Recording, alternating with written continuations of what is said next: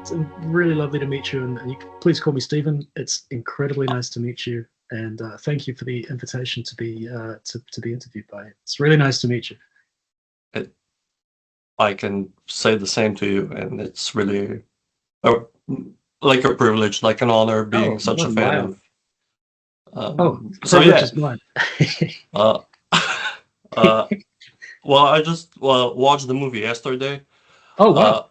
but I have listened to your soundtrack from the day it came out, and Oh, I just want to know how are the conversations being held for you to be a composer for this movie? that's a really good question. I don't know what conversations happened before I was asked, um, but I think it was in 2022.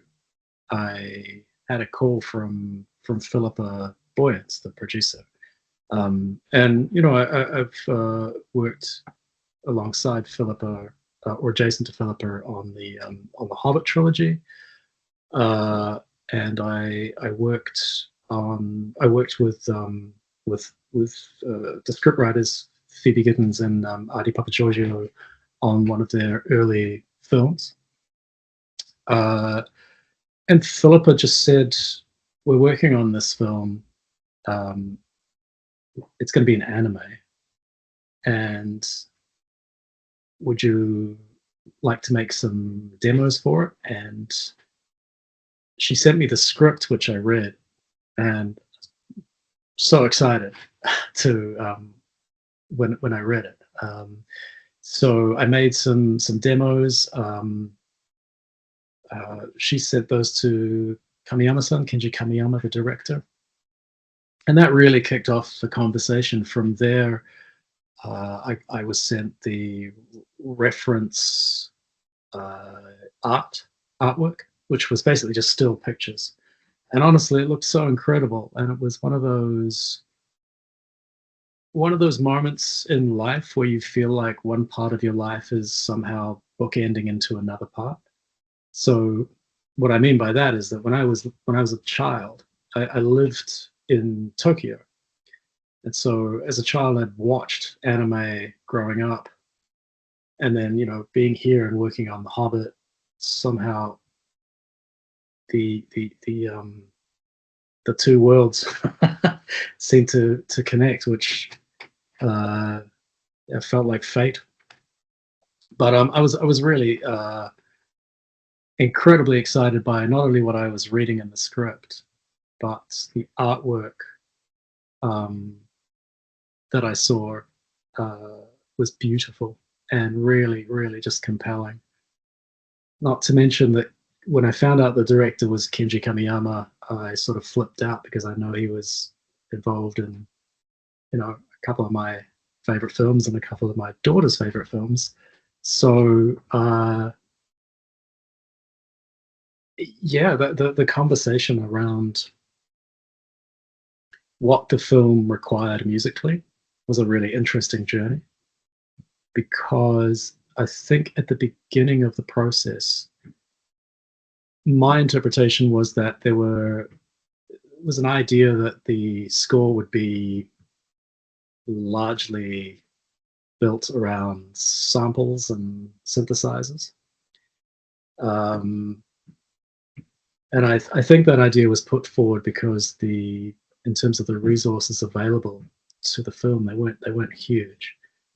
But really, it was Kamiyama-san, Kenji Kamiyama, who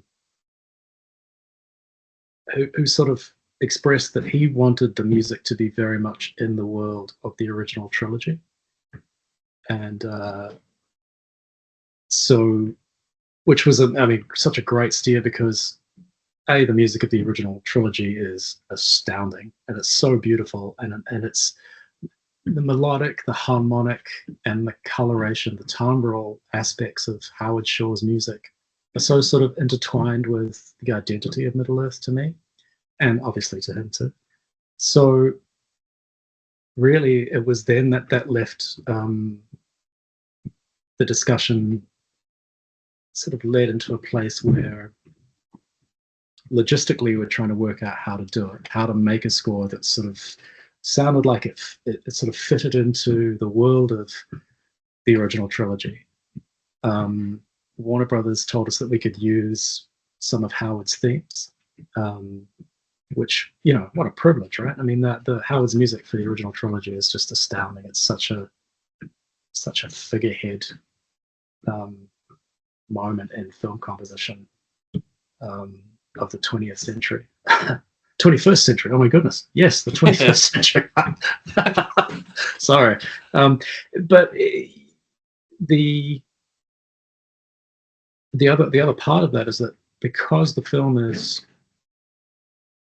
not a live action film, it's an animated film, the visual information as viewers that we receive is very different to what you would get from a live action film. So the music had to be all at once true to the architecture of, you know, Howard Shore and Peter's collaboration. It also had to be something of its own entity, you know. Because some of the utilitarian things that the music had to do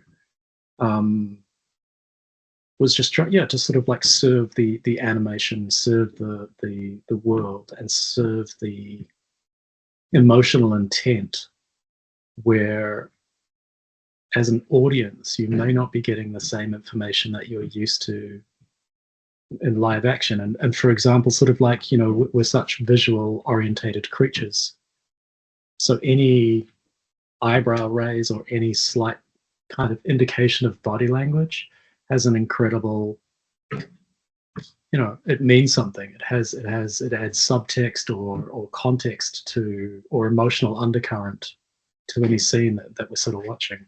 And with anime, you don't usually get that the same amount of information. So the music sort of was doing a little more work in some cases. Yeah, and I guess at the end I wrote about 2 hours of music, and if we add up all of the Howard Shore themes that we used back to back, that's probably about between 3 and 4 minutes of music. So it was a lot of music we wrote, and we're meeting, you know, characters that we've never met before, like Helm Hammerhand, Wolf, and of course Hera. And I want to create new themes for them that not only spoke to their character, or the respective characters and their respective character arcs and journeys, but also to the cultural context that these characters came from. And in Hera's case, and in Helm's case too, putting those characters into a lineage so that when you hear Hera's theme, it sort of speaks of like the Rohirrim culture that she's from. It's sort of the open fifth is a little unusual in broadly speaking in the Rohirrim culture. So she's a bit of a maverick, but also her theme is like a proto Eowyn theme. So if you line it up, it's like the Eowyn theme that you hear in the original trilogy is the sort of natural progression from Hera's theme. Yeah. So those are the kind of conversations we were having from a very like early stage, you know, and we really discussed it in great depth, and the discussions were ongoing because all of those things mean a great deal to us. You know, we wanted to pay respect to Peter and Howard's collaboration, but we also wanted to make sure that fundamentally what we were doing was serving the film, because that's number one. Great first answer. You'll be repeating yourself for that's okay. The whole of the interview. So I'm so sorry. That's okay. I don't mind at all. No, you know, you coming from you know from New Zealand, working on the Hobbit, working with Howard. Yeah. Knowing the meaning of the music in Middle Earth,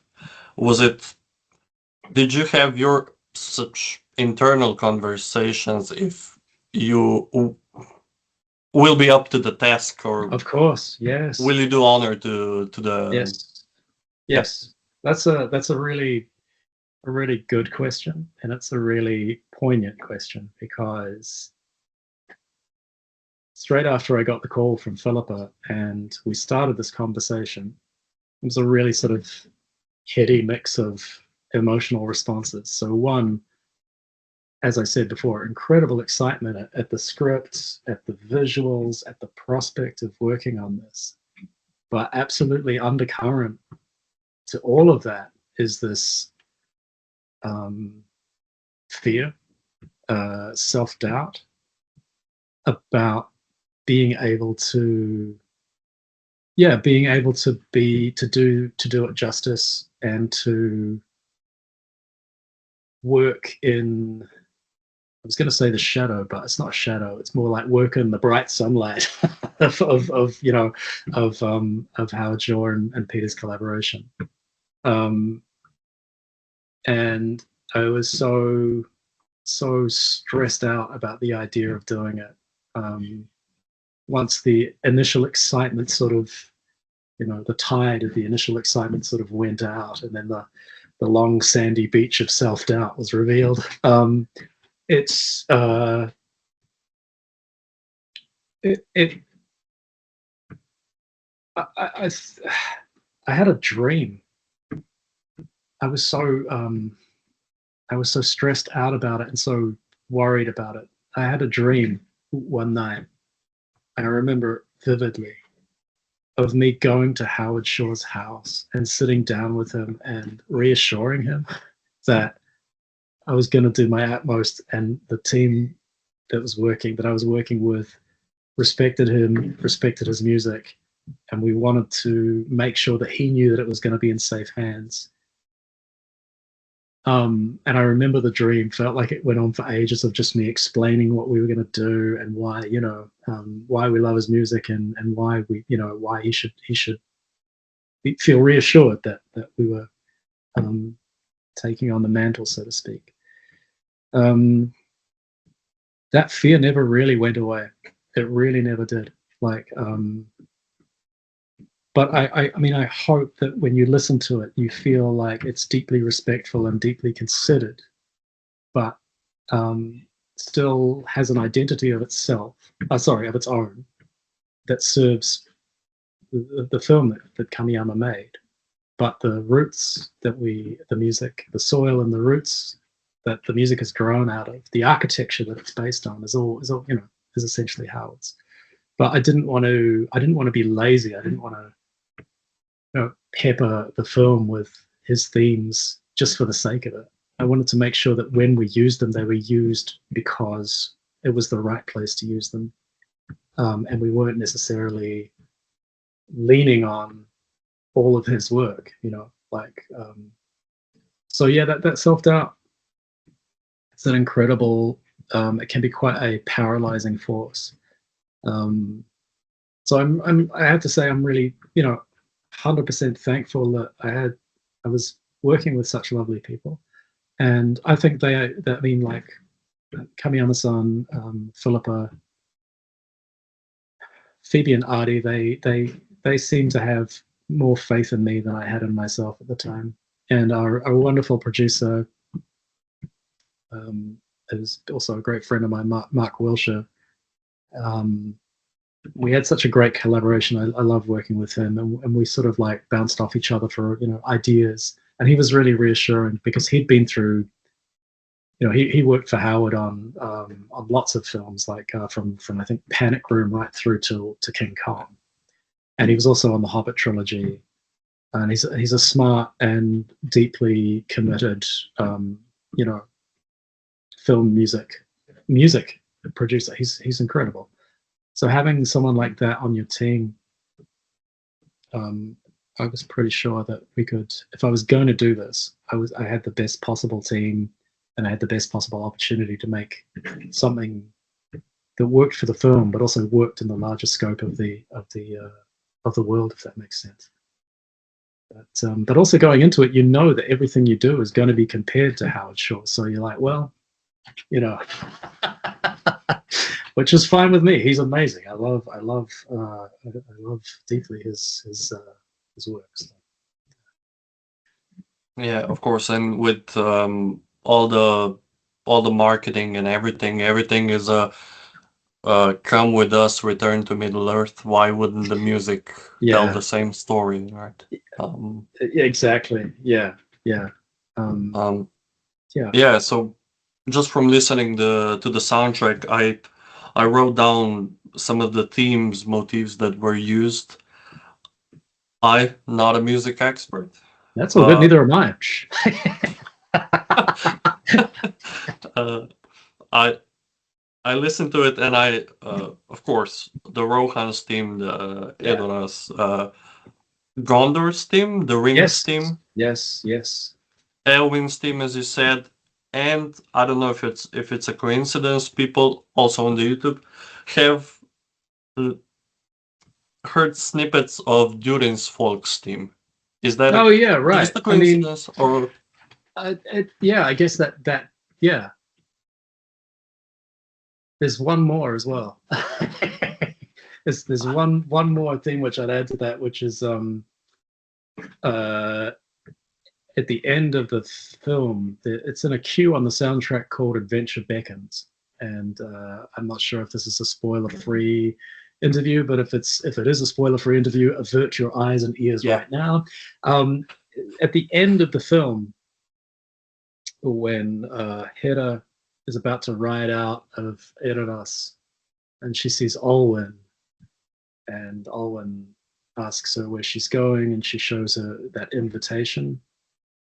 The nature theme plays uh, over the as she mentions, the wizard's name. Um, yeah, so that's another one as well. Just to sort of like, because Gandalf didn't really have a set character theme, but the nature themes seem to sort of somehow speak to him.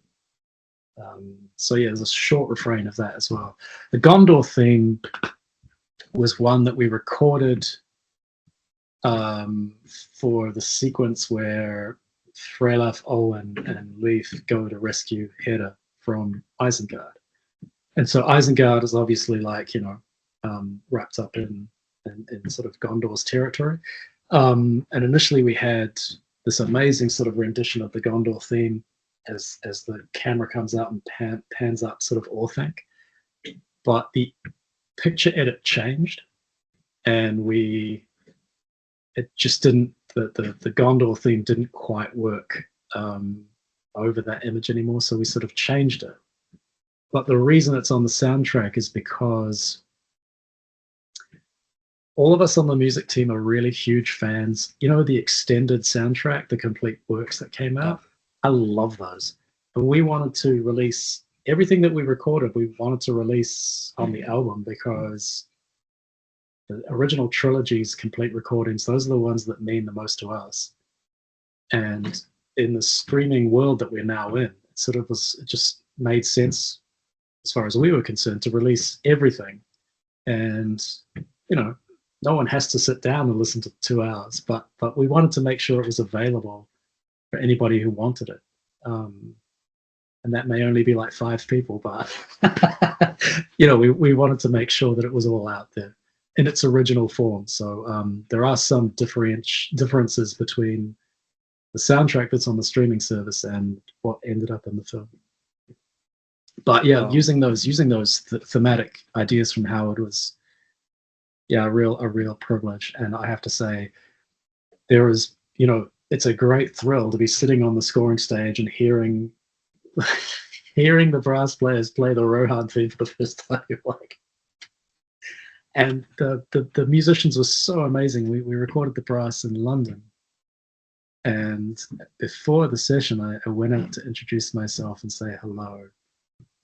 And I thought, hey, did any of you play on the original trilogy? And a lot of people put their hands up. I was like, oh, this is amazing. So you recognize some of the stuff that you're about to play, and B, this feels incredible to have some of the same musicians that played on that original trilogy. It was like quite an overwhelming moment for me. So I had to sort of like, put on a brave face, hide the tears. Um, yeah, someone on the red carpet in London asked you such an amazing question. It was actually a statement. He said, "Music is the subtitles for your heart." Um, Love can you that. just Love that. Yeah. that's a So what? statement you What? just Yeah, I absolutely thought that was a fantastic. No, I'd never heard it said like that before. But to me, I was thinking about it afterwards, and I was like, that comment resonated with me so much because the subtitles for your heart is a very romantic way of saying it's audio information that's non-verbal, that is outlining an emotional context or an emotional intent, and also reminds us, whatever languages we speak, whatever culture that we've kind of grow up in, this fundamental audio, there's this kind of audio information that we respond to. And, if you want to call it like an emotional reaction, it is. It's about the heart. Um, and subtitles for the heart, I thought was such a great thing. Subtitles, because it's all audio, it's the heart sort of, if you want to take it further, it's the heart listening to, the gravitational center of the music. And, I mean, we could boil it down to, happy or sad, those sort of fundamental kind of polemics, tension and repose of not only film music, but a lot of music, really. So while the images are doing a lot of the work, right? In this film, it's music that's really giving you the emotional context of some of these scenes. And in a case like, in the case of someone like Helm Hammerhand, right, who is this kingly, elegant leader, but tough on the outside, strong. For me, some of the score that we've written, I hope, gives you like an emotional way to understand him and to sort of see his feelings, especially towards Hera. It shows more of his vulnerability, which he probably wouldn't show on the surface, if that makes sense. So it's the subtitles of the heart, which I love. Man, I love that. But also a way into a point of view, an emotional state for each character. Does that sort of make sense? yeah, Okay. of course. Yeah. Yes. Subtitles of the Yeah, heart because is a more elegant way to say it. uh yeah, because my next question is that I suppose in some kind in all movies, but in Middle Earth movies, uh each song, each snippet is like a backstory for a character, for a place, and Yes. coming from that, you listen to the theme and you're there. So yeah, 100%. And it's also because it's world building. That in terms of, so we were diving deeper into a world that the architecture of the music was designed so beautifully by Howard and in collaboration with Peter, to sort of have the privilege of not starting from scratch, so to speak, and just sort of like looking at the architecture and going, oh wow, this is how this world works. This is what this means to this particular culture in this particular part of Middle Earth. So there are the fundamental building blocks that we can analyze and see. Now, how do we take those building blocks and speak about the culture and about these new characters who are part of it? So one of the things about that was that in this film, Wolf, Frecker, General Targ from Dunland. See that kind of cultural part of the soundtrack had not really, to my knowledge, not really been explored that much in the original trilogy. But here we have sort of like featured characters from this, and it was like trying to sort of think up how to musically approach that. Because Dunland is you know it's close to Rohan. It seems like their culture is not as maybe elegant or advanced as the Rohan culture. It seems a little rougher, and we wanted to musically acknowledge the difference and the cultural context that Freke, Targ, and of course Wolf have grown out of. And one of the ways that we did that, not only melodically and harmonically, a lot of minor third movement, which is pretty typical of the Rohan music, but a lot more like a really earthy kind of reed texture in the winds. We found these we found them on YouTube actually. We found these incredible musicians, Jude and Emily playing crumhorns and Roshfife and Shawms, and we got in touch with them and we asked them to come and play on the score.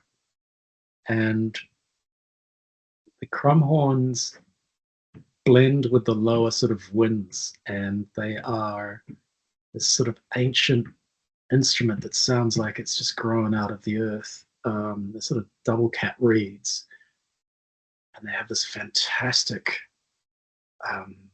almost outrageous sound to them. It's like an on-off switch. There's not really a great deal of dynamics or finesse in terms of the dynamic performance, but the tone just adds this really earthy, darker flavor to it. So these instruments were popular at the end of the medieval, beginning of the Renaissance period in Europe, and it just the sound of those things gives a very specific character, a color to the music of Wolf Freke and General Targ and the Dunland. And then very often we double the brass or the trumpet lines with shawms, sort of another ancient sort of instrument, basically just to get like a character, a color, a cultural sort of touchstone into the music of the Dunlanding. And for me, it was the first time working with such instruments. And this, I mean, Emily and Jude are such enthusiasts, incredible musicians, and so generous with their knowledge. And that was honestly one of my favorite days was recording that in London, because I learned so much about those instruments. And yeah, I'm now crumhorn adjacent. I'm a big fan of the crumhorns. We need to bring them back. Yeah, with having the background of working on the Hobbit, in which also Howard used with the Smaug steam, had Asian background music and everything. Yeah. How important is it to find some new ways to introduce or some elements or some instruments, like you said, to the world of I think it's really important, especially in this case, especially if we're working in the environment that of the original trilogy, and as you say, in the Hobbit trilogy too, there's such amazing colors. It's one thing I don't think Howard Shore gets enough credit for. He's got an incredible timbral imagination. For example, I remember on the Desolation of Smaug for the Lake Town music. I remember him, I think it was a clavichord, and specifying a clavichord into, was it clavichord? I think it was early electromechanical kind of keyboard. And I remember the demos coming through, and I remember looking at the score just going, clavichord, that seems really weird. It's a really odd choice. Why wouldn't you use harpsichord? But then you hear it recorded and you're like, Oh yeah, no, that just speaks to the world that we hear. It just glues to the picture. Sonically, it's perfect. Same with the gamelan, the yeah, the gamelan orchestra that he recorded for Smaug. Same, I mean, same. Also, if you think about it, with the Hardanger fiddle that's attached to the Rohan culture, it's such an evocative sound. You know that he his yeah, his timbral imagination is the best. It's just so great. He's just taking instruments that you'd never think would work with a conventional, European orchestra, and it's magic. He's like a sound alchemist. So I think in that case, in the spirit of what he did, I thought it was important that not only important for to be uh, in the legacy uh, of his work, but also important to give, like I said, like a character, like a color to these different characters and the cultures that they've sort of grown out of. I think it's really good. I think it's good world building, and I think plays into sort of the expansive color imagination that Howard Shore so clearly has. Uh, yeah, I mean, again, with the with the Howard, not comparisons, but while he had four four books for the Yeah, six movies he made, yeah, the story of your movie is 3 pages. yes, yes. How important was it to go back to the books of Professor Tolkien, or is that something that you actually don't need when composing a score? Or is the script enough and talking with the producers and director? I think you ask a great question here, because I think it really sort of depends on the film. On this one, um, I did go back to the books. Fundamentally, it's for me, it's serving the script and serving the director's vision. That's my job. However, we're not operating in a vacuum, and there's a rich source of material, and so many great detailed musical signposts, musical references throughout Tolkien's work. So beautiful, so vivid. Um, I found myself going back to second book a lot, the Two Towers. Um, but also, I guess, in the other side of that, there's the Doug Adams book. Doug Adams wrote an amazing book about music in the original trilogy, and that I mean, I remember buying that book on my first week I started on The Hobbit. That book came out coincidentally, and I remember just going and ordering it, and it's around here somewhere. I think it's just like marked up. It's got like and I've just been looking at that and reading it for years and years and years because it's such an incredible piece of work. So yeah, I referred to that for sure, just because Doug's work on that book, one of the things that he really clearly nailed was just like in terms of analyzing the themes and their variations and how they linked together. Um, so yeah, I was very lucky that that existed in the world. As far as reading, the main reason to sort of go back to those books is just to get an idea again of the cultural context, and the history. Well, actually, yeah, no, some history, and then what will be the future, actually, in some respects, in respects to the film, but just to sort of refamiliarize yourself with the worlds and essentially the tenets of the world. That makes sense. Yeah. Um, you you wrote two songs for The Hobbit that Yes. were sang. Um, and in this one, there's the Hamas song that Mm. uses words from uh, Theoden's speech in the movies. Yes.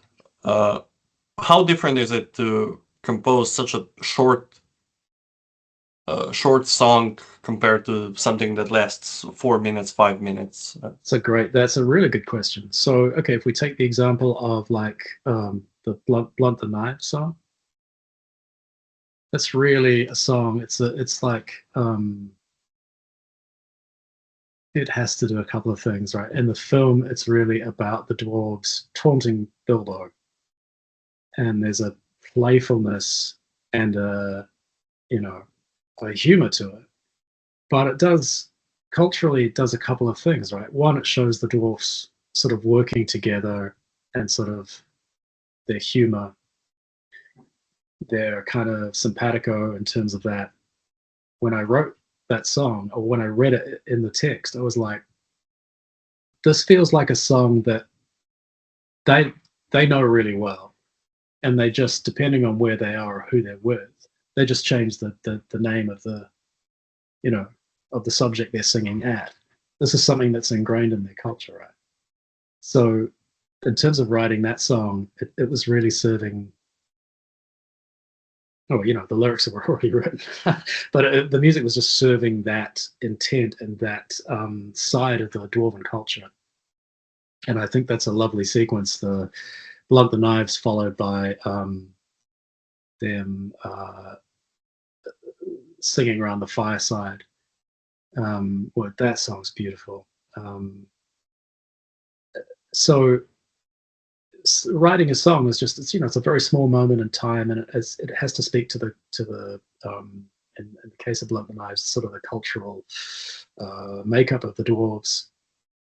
When you're writing a score, say a cue that's like 3 minutes or 6 minutes, or in some cases 10 minutes, um, it really uh, well, primarily it's background music rather than featured music. And secondly, you have in 3, 4, 5 minute chunks of a film, a great deal can happen. And in terms of the emotional journey, the emotional intent of a scene can really change. The density of a scene can alter. The dramatic tension and repose of a scene can change greatly. Whereas a song is just like, yeah, there can be dynamic changes and shifts, but within 2 minutes or a minute, it's sort of very kind of intact, the emotional energy of the song. Whereas the score, especially in these films, it's very operatic in style. Um, so it really there is a lot more scope for emotional change, tempo change, more tension, more repose. It's just you've just got really more ground to cover in these films. So the difference is, say that song took maybe I don't know. I think we made it in half a day, but the same amount of score to write would be maybe a day or two, if that makes sense. Yeah. Yeah. And also, I guess in a song, the instrumentation is fairly like defined and doesn't really change through the song. Whereas the score, the instrumentation can alter and change, and the orchestra can sort of speed up, slow down, get denser, get thinner. Yeah, a lot more ground to cover in cue writing. Yeah. And plus, Well, I don't have to worry about lyrics in most of the cue writing, which is well, that's one ticked yeah. box. So, with uh, having a background as a music editor, uh, primarily in this case on the Hobbit movies, is it in some way harder to compose a music knowing what the scenes need for it? Certain elements, certain scenes, like in the second. How hard is it to compose after a career like that? Oh no, I mean, I actually found that music editing feeds into the craft of composing. So I started out as a composer, and uh, became a music editor by accident. But I was really happy to become a music editor because I didn't really know that the career existed at all. And when I found out that it did, it was like, oh, this is great. Um, but I always kept composing because it's what I like to do. And I've found the two crafts really in sync, in concord with each other. I think they do. You learn a lot. Each one informs the other, um, and it gave me a real appreciation for the privilege of having a team. What I mean by that is most of the time when I've composed other films, it's just been me and maybe one other person. And this time I actually had a team of of Mark and we had some editors. And as a music editor myself, looking at some of the editorial work that Janet Grab and Alana Jansen did was so impressive. I was like, oh, I thought I knew what I was doing, but you two are so incredible that I learned a great deal. I think an editor, you, I mean, I've learned so much through music editing that I feel like I could apply to composition, but also at the same time be so grateful that some of the editorial I didn't have to worry about, and I could just concentrate on composing. Um, I think the main difference is like from being an editor to being a composer is basically and very simply put that as a composer you have more kind of creative input into the music, and that is both terrifying but also ultimately um, satisfying as well. And you have the ability to really sculpt and shape um, to a great degree what the director has suggested. Like you can serve the director's intent to a greater degree as a composer, I think, because as an editor, you have the materials that the composer has provided for you, and there's a modicum of things that you can do to change the music, but fundamentally. Having the ability to start from scratch or having the ability to rewrite certain sections or reharmonize things, yeah, I feel like that is a more fundamental set of tools to offer to the story, if that makes sense. But it's a bit, I love being an editor as well. I have to say it's a good time. So yeah, um, I don't know if it makes it harder though. Although one thing it does actually make harder. Yeah, okay, cool. One thing it does actually make harder is that when you've been an editor and you've gone through the scores of people like Howard Shore and Simon Franklin or something like that, and you see the brilliance. Yeah, that actually makes it quite intimidating because you're analyzing it and going through it, and you're like, oh, okay, this is the bar. This is yeah. If that makes sense, sometimes it can be a little intimidating looking through these masterful works and going, Uh, yeah, but yeah, inspiring at the same time. of course.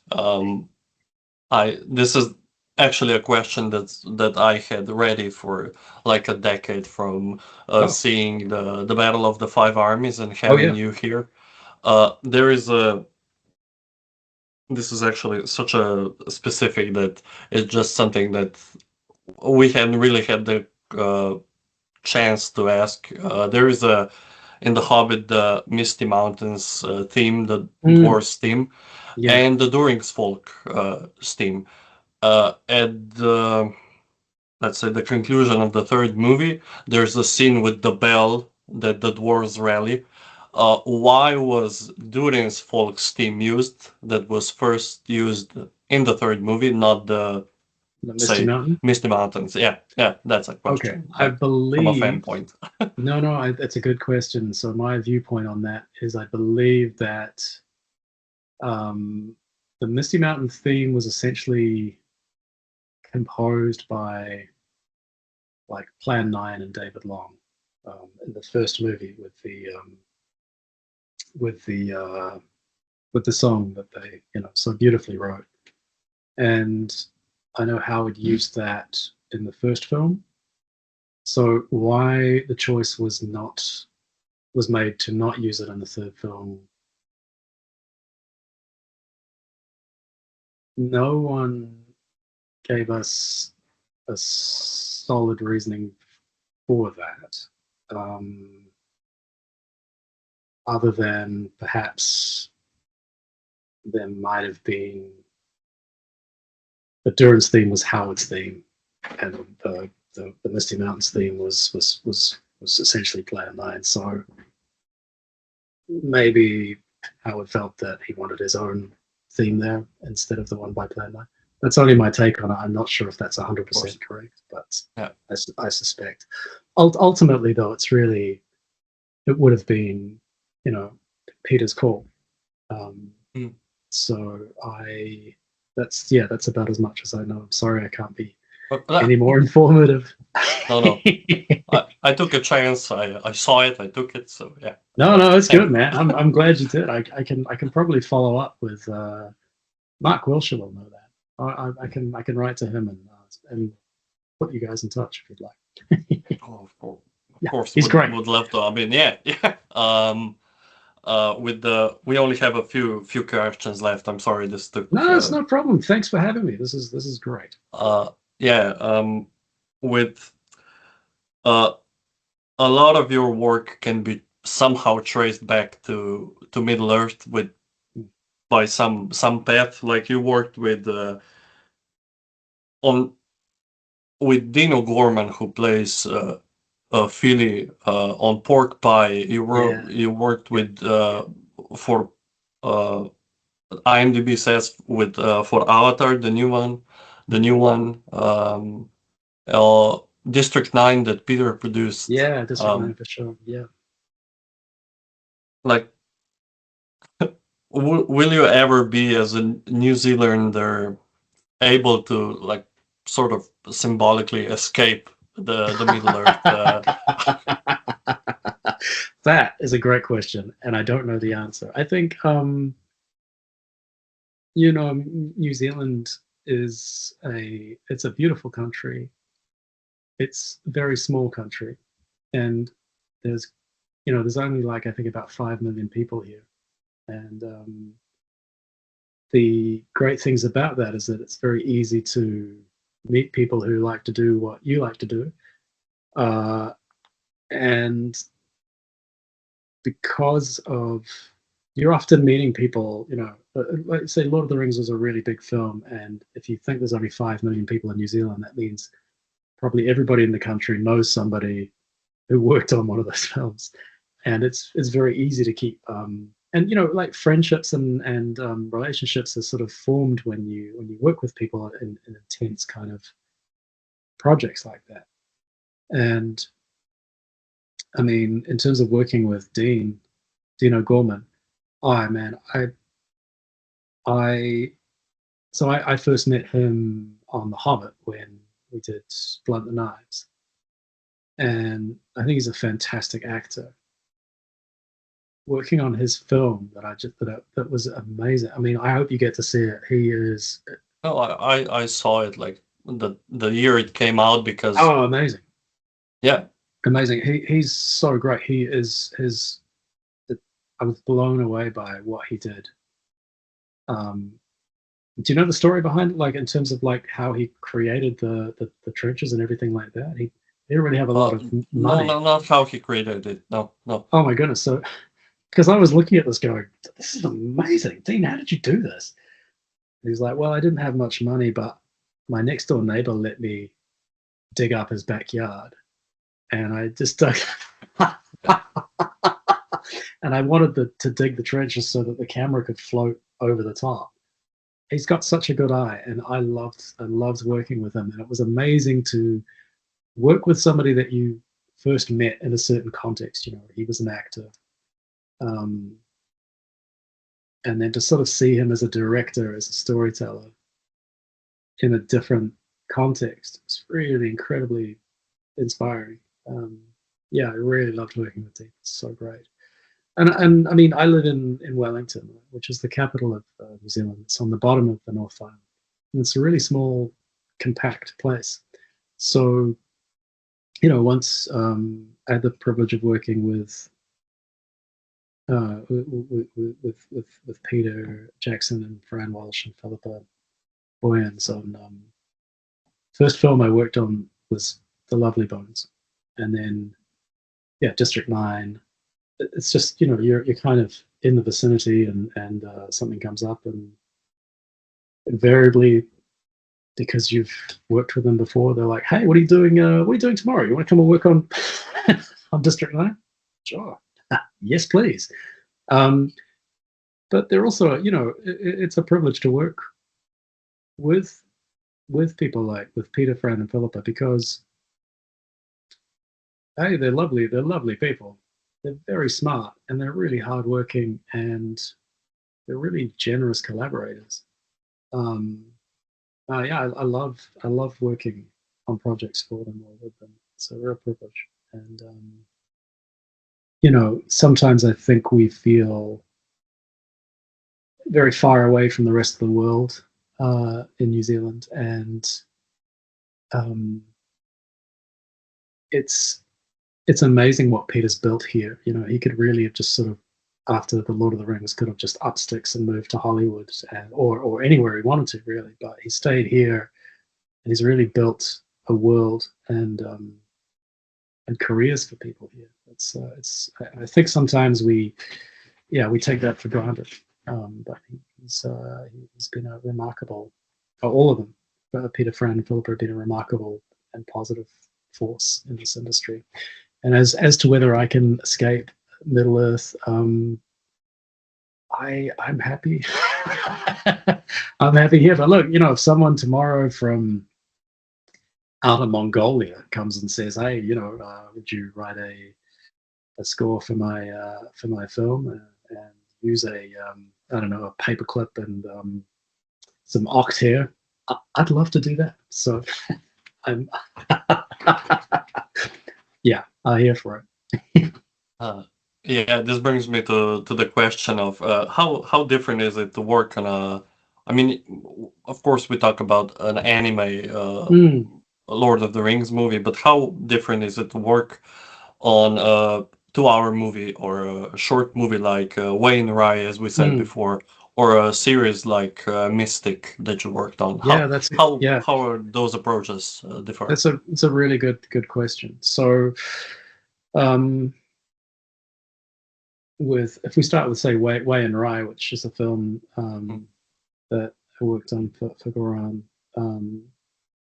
and I loved working on that film. It means a great deal to me, that experience. That film, I think fundamentally, once you get past the fact that as composers we're here to serve the director's vision of the film, we're here to be collaborators, and once you get past that, I think the differences across, say, Mystic, Wayne Rye, and War of the Rohirrim.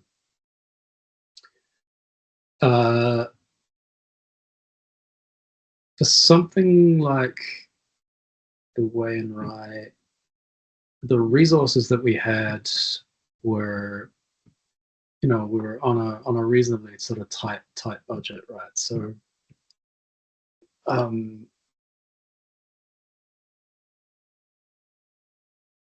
that film, to me, Wayne Rye, is like, it's like poetry. It's like watching poetry, and I really felt that the score that it required was not operatic, and it was not invasive, and not all, it didn't need much music. There were a few key moments where we thought music would be important to have, and the rest, it's just, we just wanted to let the sound and the actors and just the cinematography speak for itself. It's such a beautiful film. And I didn't have a lot of the budget was not huge, but Garan wanted a string ensemble. I that entire score is just two people, and we just like recorded them on top of each other, on top of each other, on top of each other, like a cellist and a violin player who also doubled on viola, both from the Stromer ensemble, who are my just incredible group of musicians who we also worked with on Where They Were Here. So you have I had a lot of time on that film, and there's time to be inventive and time to sort of like come up with solutions to address the resources that we were allowed. So yeah, having the two musicians are building up every cue layer by layer by layer by layer by layer, which was probably quite painstaking and quite quite challenging of the patience of the two players, but they were great. If we then look at, say, Mystic, which is a TV series, the main thing about the TV series, and again, I love doing all of these, right? But the TV series, you have shorter deadlines, and you have about a week per episode. And I'm also co-composing that with my friend and mentor David Long, who is incredible. You know, he's gone through the Middle Earth with Plan 9. He is. I think there's two kinds of people in the world, and that's those people who love David Long, and those people who've never met David Long. But he's amazing. So we're working on that together, and there's a lot of back and forth. But the really the main difference is essentially the time pressure, and we've got to turn around an episode a week, sometimes 2 episodes a week. So it's really just working as fast as we can, and we have thematic ideas that link, you know, characters or situations through the series, but we, for example, wouldn't have time to, you know, take two musicians and spend a couple of days layering them up to make a string quartet as much as, or a string ensemble, as much as that would be fun to do. Yeah, it's. I guess the other thing about the TV show, as in Mystic, is that the director of those shows, like, was on set directing them, and then is basically on another show on another gig by the time we get the episode. So it's really dealing with like showrunners rather than the people who shot and directed the episodes, if that makes sense. So there's that difference. And then if we look at something like War of the Rohirrim, that's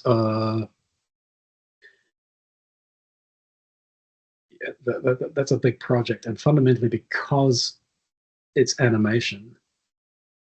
With the other two, with Way and Rye and with Mystic, when I start work from day one, I see the finished result. It might not be the finished edit, but I see the characters, I see the environment, I see the way the camera moves. Whereas on day one of War of the Rohirrim, I saw charcoal drawings, and some were finished, but a vast majority of the film was basically just charcoal drawings. You know, really sort of basic outlines of things. So visually and information wise, you are getting a lot less information, and you're sort of seeing the project evolve and materialize before you over a longer period of time. So the way that you respond musically might change over time depending on how the pictures coalesce and how the visual information coalesces. So that's a longer period of time to work and change and grow and develop with, versus the TV, like, you've got to get it done in a week. And then versus the short film, which is, you know, I think it was like 15 minutes long or 11 minutes long. A lot of back and forth, a lot of discussion, and like taking a sort of a more kind of guerrilla approach to the scoring, just to address to deliver what the film had with the resources it had, if that makes sense. Um, yeah, and I guess the other difference is the War of the Rohirrim felt like a longer conversation, because often there was a time where Kamiyama-san and I could discuss ideas and ways to address or ways to engage with the visual material of the story, and ways to weave in the music with the identity of the film. But at the same time, there was enough space for Kamiyama to change his mind about things once the pictures had sort of, coalesced and sort of developed more. Because now we have more visual information to work off of, and he could say, oh, maybe the music needs to change here and here. So we had more time to sort of experiment and change, and in some cases rewrite and re-record cues. So broadly speaking, those were the differences, just time and resources, really. Yeah, you mentioned the resources, of course. Is it in some way easier to work with less resources, and it makes you think harder, find new solutions, or have like an unlimited budget, so to say, that allows you everything you want? This is well, to answer this question honestly, I have to say I've never had unlimited budget before in my life, so I don't know what that's like. But in each of those examples, if we look back to say something like Way and Rise, something like The Mystic, and obviously War of the Rohirrim, there were each of those projects had very limited budgets, because and given the fact that we sorry, sorry, let me start again. Each of those projects had limited budgets, but for Way and Riot was limited. It was 11 minutes, and I think there were 3 cues in the film. The TV series has a limited budget, but the timelines are tight, and the musical identity of the show sort of evolved over the first 2 episodes. So in some ways, we could reuse what we'd already recorded. Or the Rohirrim, we had a limited budget. I mean, if you compare, say, the budget of like the first Lord of the Rings film, like and if you compare the budget of the music with the budget we had, I think the budget for Fellowship of the Ring was in like $4 million. I mean, we didn't even have a quarter of that. I mean, we had, I think the starting budget that we started out was with like $300,000. That was the first number that someone put to us. Also, we didn't have I mean, like the sound of the Lord of the Rings score is a lot of players. It's like about 100 players on a really big space, and we didn't have a big space, and we didn't have 100 players. So we really had to think about how we were going to approach making the score to have the result that could somehow sort of stand next to or adjacent to Howard's work. So, I love the fact that we have to come up with new ways and come up with solutions as part of our job. So what we did, and I mean, like, part of me thinks about having an unlimited budget, and I can see some appeal in that, but it also scares me. I would be like, oh my goodness, it would be disaster. It would be unstoppable. It would be, I mean, yeah. So I like the fact that we have resources, because quickly it gives us tenets in which to make decisions. And I think when Mark and I talked about first started planning how to record this, I think we started with plan A. And I think what we ended up was like plan J. I think we constantly sort of was like replanning, making allowances for changes. But what we did was there's a very small but very beautiful sounding chapel, old monastery, not monastery, but old kind of what's the word? Like a nunnery almost, on top of a hill by the sea in Wellington called Stella Maris. And it's owned by Sir Peter Jackson and Dame Fran Welsh. And it's a really beautiful sounding space, and it's quite a bright sounding space. So what we did, we striped, which basically means recording each individual orchestral group, or strings, winds, brass, choir, percussion. We recorded them all separately. So we recorded the strings in two different formations in this hall. We recorded the winds in the same hall. We recorded the choir in the same hall, the harp in the same hall, and the solo soprano in the same hall. We flew to London, recorded the brass, taikos, the crumhorns, the specialist wind instruments in London. And then our Hardanger soloist was in Mexico. So by recording things in a smaller environment means we used less musicians, we had less musicians, and we tried to sort of layer things together in a way to create the sort of size and depth of a larger orchestra. And then it was really up to Mark to sort of take all of these recordings from disparate places around the world and try to make them cohesive. And I think he did an amazing job. But the reason we did that was just purely down to how to use the resources that we had in the best way to address the needs of the film. And there's something really exciting about that. We did it, I would say, maybe in a slightly more guerrilla fashion than would be traditional. But it was joyous doing it that way. And ultimately, it gives us a little bit more flexibility in terms of, editorial, from putting my music editor hat on, having editorial flexibility over each individual group really helped us with some of the picture edits. So yeah, I cannot imagine what a unlimited budget would do. I mean, I guess what would be hiring like an orchestra and flying them to someplace very nice and having a long extended holiday. But no, we part of the fun is coming up with solutions that are bespokely or tailor-made for the project that you're working on. I'm happy with the result. It doesn't have the size and scale of the orchestra that was used in the original trilogy, but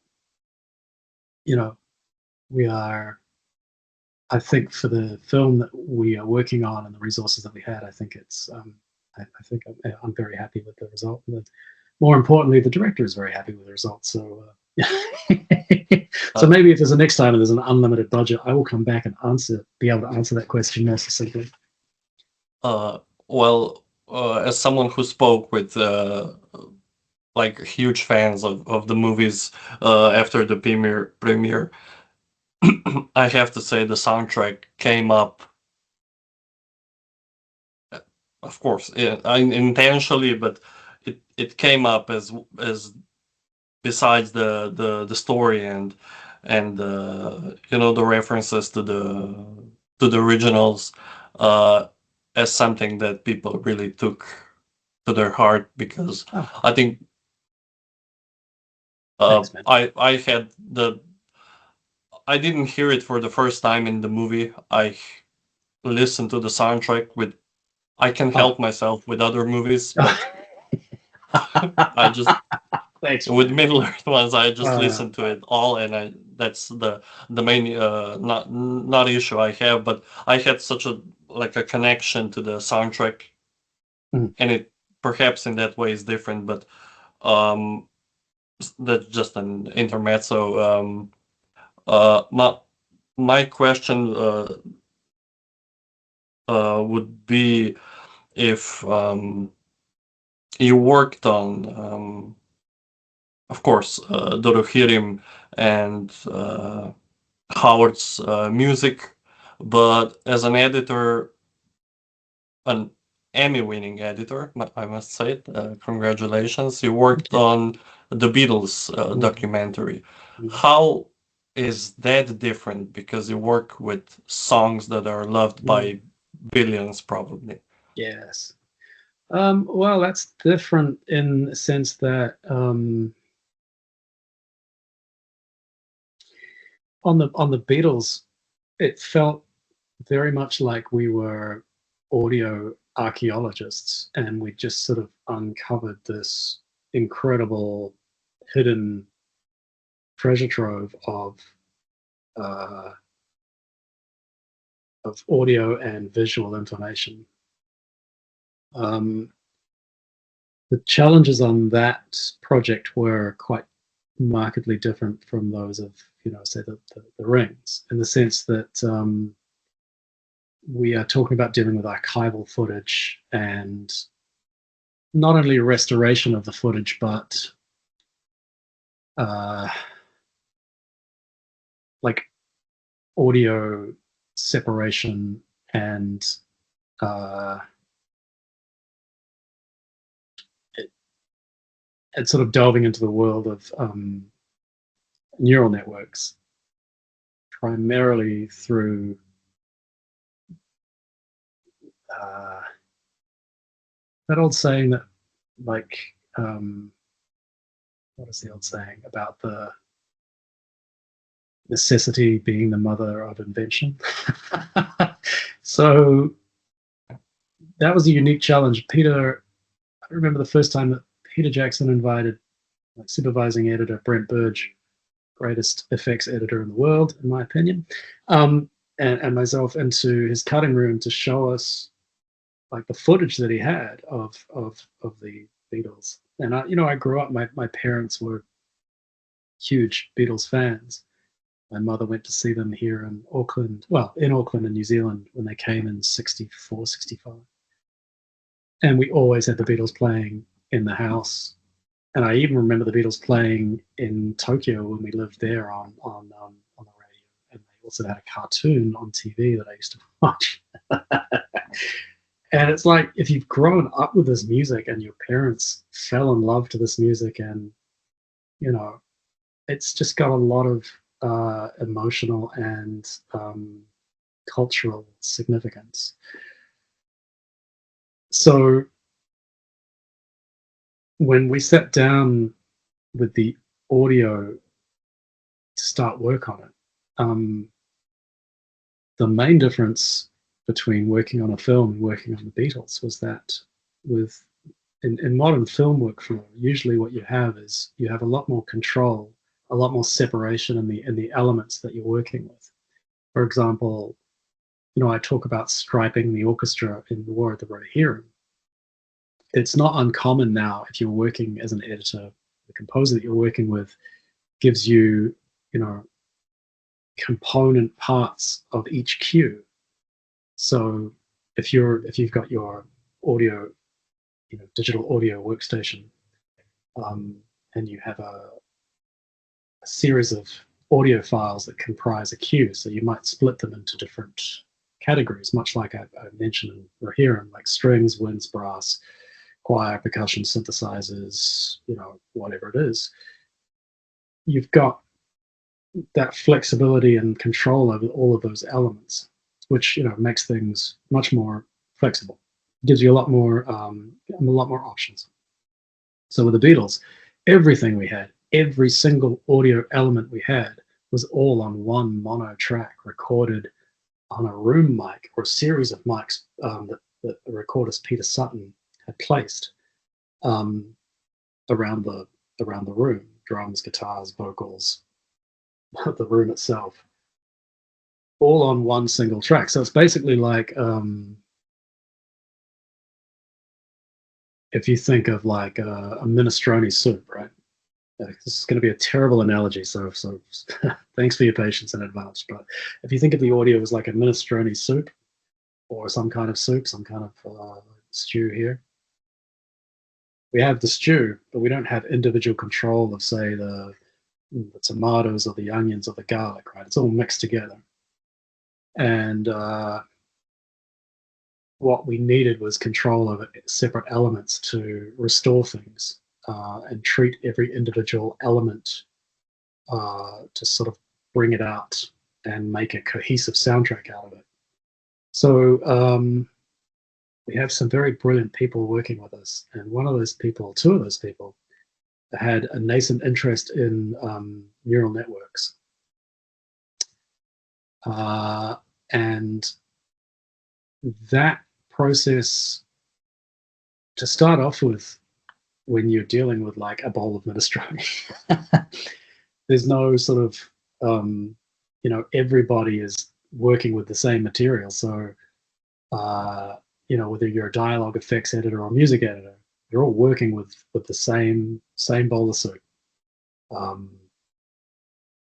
Meaning the lines between dialogue effects and music are very blurred.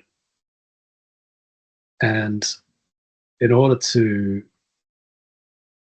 restore the audio to the level that we achieved, we started developing software with no idea of how successful it would be. So I feel like we built data sets, and we processed and we processed and we learnt. And Emile Delaray, who is I don't use this word lightly, who is a genius, developed this neural network that basically, in bowl of minestrone terms, you take the bowl of minestrone and you teach the AI, or the neural network, what minestrone is made up of. Like, this is what garlic is, this is what salt is, this is what tomato is, this is what, if you're using a meat, this is what this is, the pasta, if you're using that, this is what the pasta is made of.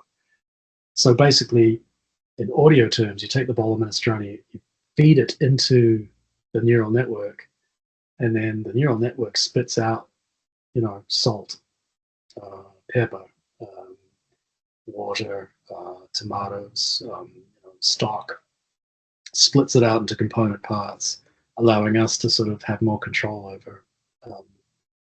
Yeah, that is probably the worst analogy you're ever going to get on audio. But basically, to answer your question more succinctly, the difference is that this is more like, so it's more like archaeology than creativity. You're taking something that exists and you're just trying to break it into component parts that you have more control over. Therefore, you can enact a series of processes and changes to that information in order for it to sound more cohesive, more audible, and more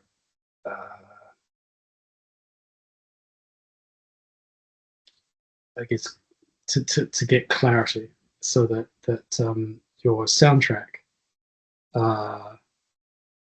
is the information that you're receiving, the audio information that you're receiving as a viewer is clear, succinct, and to the level that one would expect in a modern film or show. Does that answer the? Sorry, that's gone on rather a long tangent. I'm very sorry.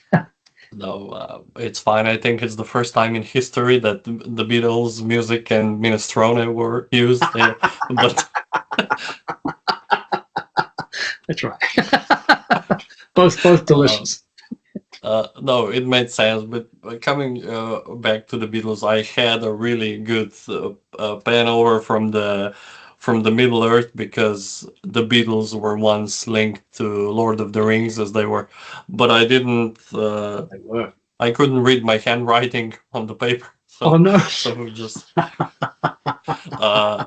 yeah. So there was There's a crossover. yeah, a separate question, but we got to minestrone, so I think that's where it led us. It must be Before dinner time. before the last question, probably the hardest that I asked you, what Okay. does music mean to you?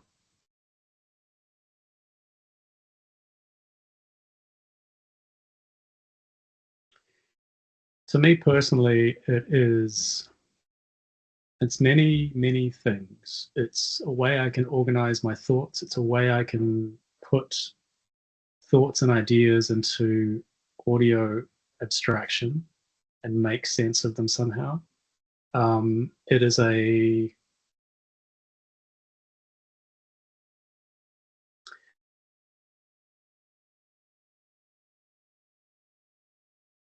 I think it's something that sort of essentially binds us together as humans. It's part of our storytelling past, and it's sort of linked us together ever since we were, you know, ever since humans have been on the planet, and even before that, there's been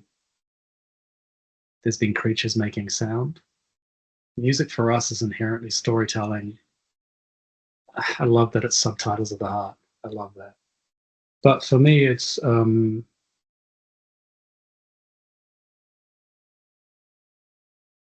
it's the audio information. It's like memory cement as well.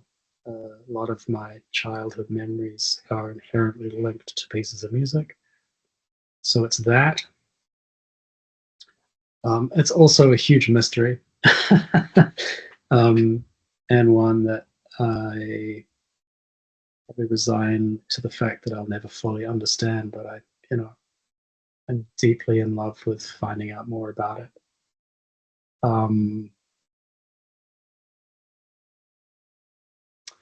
Also, music to me, fundamentally, there are parts of music that really excited me and still do. And my doorway into music was really sound and synthesizers and having the ability to generate and create your own sounds and build your own sound worlds out of primarily electronic means. Um, that finds ways to express emotions or express ideas that are beyond what language can give us. Um, yeah, those are fairly vague thoughts. So thank you for your patience. But Yeah, um, it's fundamentally, it's a pure way to communicate. It's beyond um, beyond our spoken languages. I think it's a yeah. Um, and it's also, yeah, as I say, a great mystery, and an enticing one at that. um, yeah, yeah. With that, my last question is kind of a usual one, but what does the future hold for you? Perhaps a new entrance to Middle Earth, or something Oh, completely. Uh, I don't at the moment. I don't know. At the moment, I'm finishing off a television series set in New Zealand, which is called Red Rocks, which is a reimagination of the Irish Selkie myth in the in the south coast of New Zealand, blended with some Maori mythology. Uh, yeah, that's what I'm working on at the moment. And beyond that, it's all a mystery. I don't know.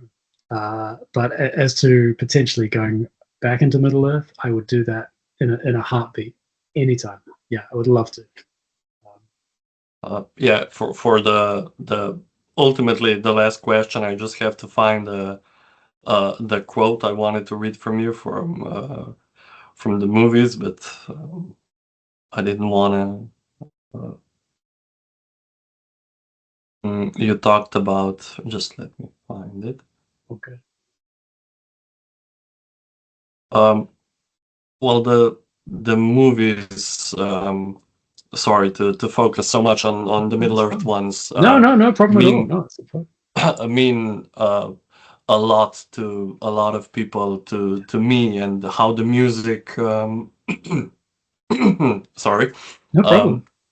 how the music takes us back to the memories you spoke of, it to the heart, and with the with you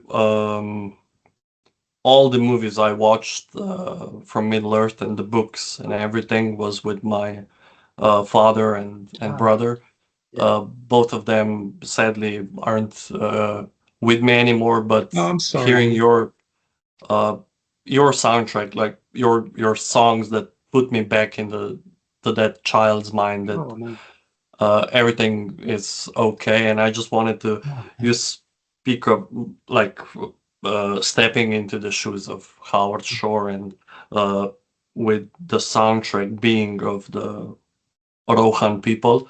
Theoden says, I go to my fathers, and even in their mighty company, I shall now not be ashamed. Yeah, I love that line. Um, Yeah. from a fan point that really cares about movies, especially, and I think you really did Ah, a great job. And thank you. That really means a great deal. Thank you. Thank you so much. Oof. Yeah. Oh, man, thank you. That's absolutely made my entire week. um, it's been a real privilege to talk to you. Thank you so much for having me. And I will put you in touch with Mike Wilshire because the question about Durin's folk and the Misty Mounts is a very good one, and I think you deserve an answer. So I'll put you in touch with Mike. Maybe he can give you some insight into that. But again, I just wanted to thank you so much for the opportunity to talk with you. Um, and you are welcome in New Zealand anytime. I hope to see you down here.